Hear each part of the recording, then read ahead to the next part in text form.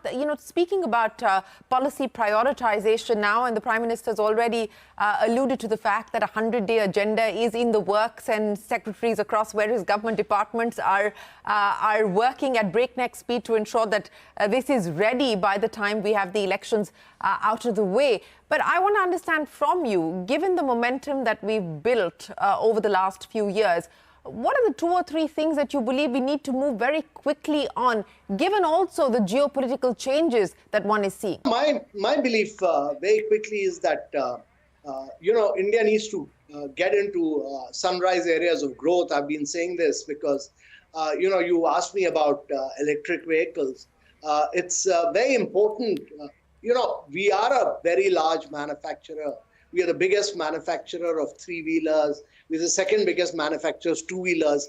And we're large manufacturers in all these things. But when technological disruption takes place, if you're not able to move fast enough, you lose market space. And therefore, it has to be mobility. It has to be battery storage. It has to be green hydrogen. It has to be, genomics. It has to be artificial intelligence. It has to be quantum computing. It has to be pharma, many value-added pharmaceutical, many others. If you want to make a quantum jump in manufacturing, it's the newer areas of growth which are going to add value, which are going to create new jobs. It will not be possible for your traditional sectors to drive India's growth story for on a sustained basis for a 3-decade period.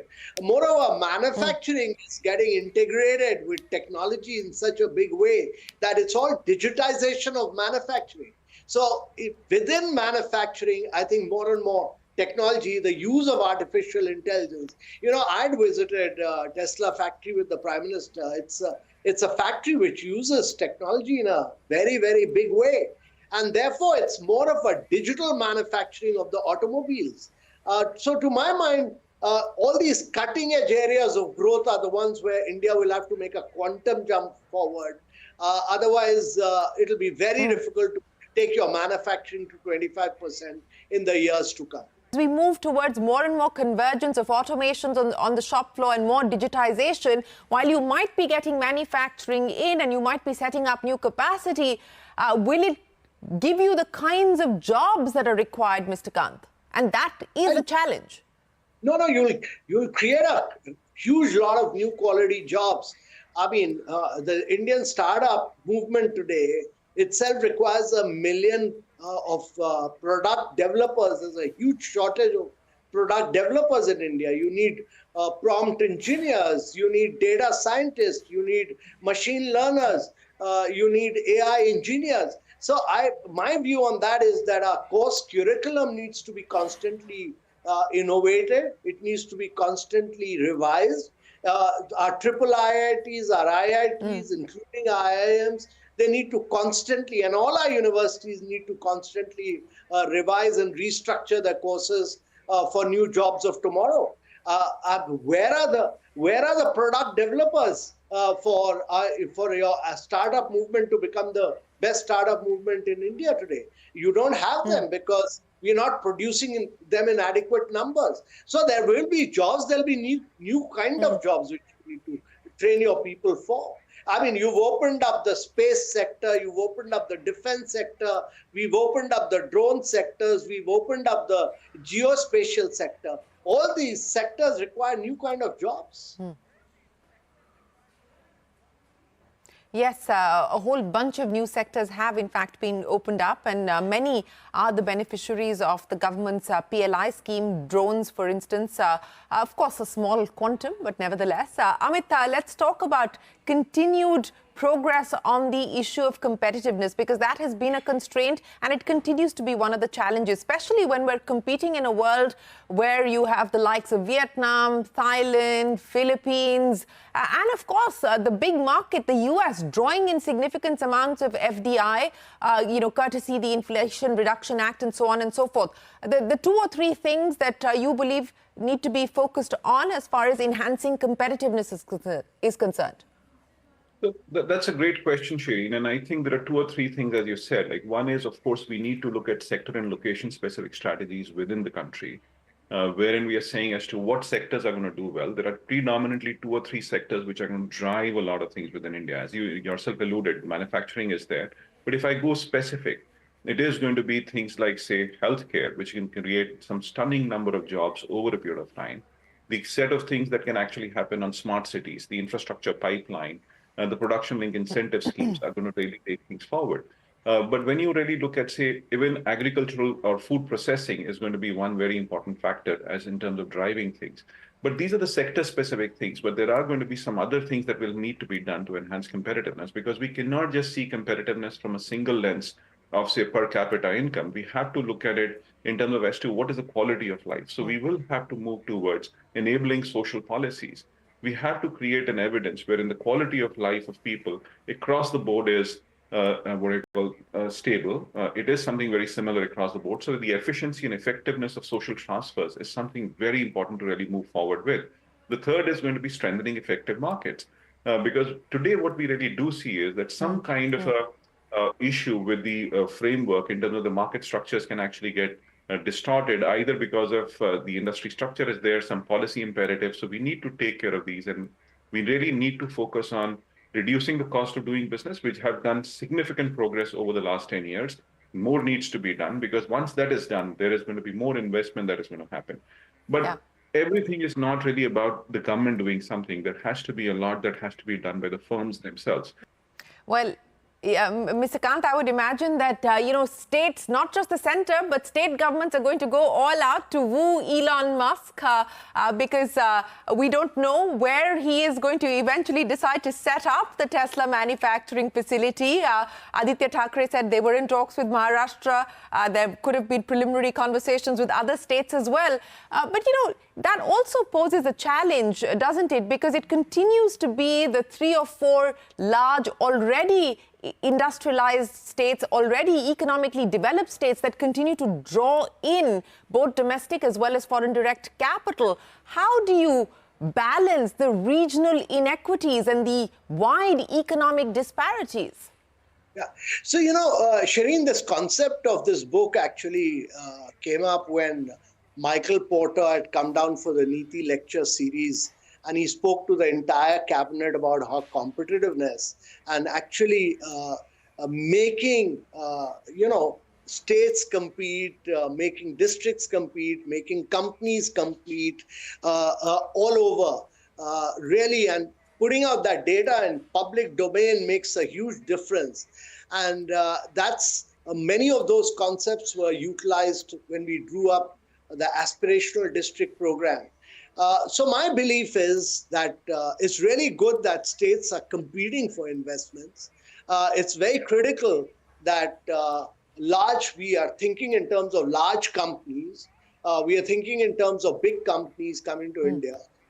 Because only when we have about almost 10,000 large companies in India will we have a large number of 2-tier, 3-tiers, big MSMEs, small companies with backward-forward linkages to the large companies. And that's how jobs will get created. Without large companies, it will not be possible to do that. And secondly, it will not be possible for India to become a $35 trillion economy by 2047 if you don't have 10 to 12 Indian states growing at about 10% plus for the next 3 decades, year after year, for a long period. And that would require states to become highly competitive, not merely in logistics, but to scrap a lot of rules, regulations, procedures, which the central government has done, which states haven't done, to become extremely efficient, but also to improve their learning outcomes, improve their health outcomes, improve on nutritional standards so that we are able to provide skilled manpower, not merely to these large companies, but to the rest of the world. Because by 2047, India will be providing almost 30% of the skilled manpower to the world. So we need to really think in terms of creating far greater level of competition, not merely between in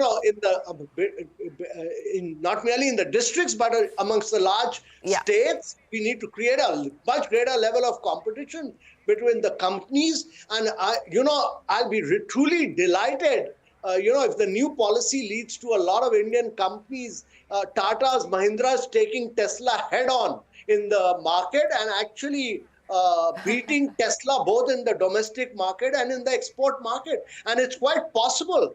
If BYD can take on Tesla, people don't realize that BYD controls 18% of the EV market. So these are companies which should all think global. Once you start thinking global, you'll penetrate global markets, but you'll do a lot of good to the Indian consumers.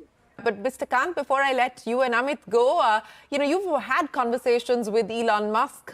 There has, as I pointed out, been an interest to enter India for many years now. Finally, it seems to have resulted in a decision which is likely to be taken in the next few days. But what have the conversations with him been like about the prospects and the possibility of manufacturing in India? So I think, Shireen, when I was Secretary DPIIT, we constantly interacted with his team about this, and my view always has been that our import duties were very, very high for electric vehicles, which has now been set right. Good thing is that it's linked to manufacturing in India. But I think from an Elon Musk viewpoint, there's huge possibility of tapping into Starlink, and he has 5,007 satellites, 5,700 satellites orbiting around the Earth, and it'll be possible for India to provide satellite-based services, internet services to all people living in rural areas in India, and quickly give them good quality internet access. That has a very major fallout for India in terms of providing good technology to people in all our Tier 2, Tier 3, and all our rural areas plus. So that's huge. Secondly, when you are able to do electric vehicle manufacturing, you have a lot of, you need to do a lot of backward integration with batteries. So that opens up a possibility of huge amount of battery manufacturing. And then automatically you require a lot of chips. So this whole 76,000 crore semiconductor package which India is driving in terms of the production-linked incentive scheme. So what as a consequence of all this will happen will be opening up a completely new sectors and new industries, or not merely of automobiles, but for powertrains, for batteries, for chips. All that gets integrated through the backward-forward linkages. And that would really mean that, it would not have been possible to, Elon Musk to produce his vehicles without the Panasonic factory in Nevada. So you will require all those factories in India now for battery manufacturing. So huge amount of backward, forward linkages. Mr. Kant and Amit, always a pleasure. Appreciate you joining us here on CNBC TV18 with your thoughts on the road ahead as far as India's competitiveness is concerned, and specifically its aspiration of drawing in big-ticket manufacturing FDI, just as we're likely to see coming in from Tesla. With that, it is time for us to wrap up the CNBC TV18 special. From all of us here for now, thanks very much for watching.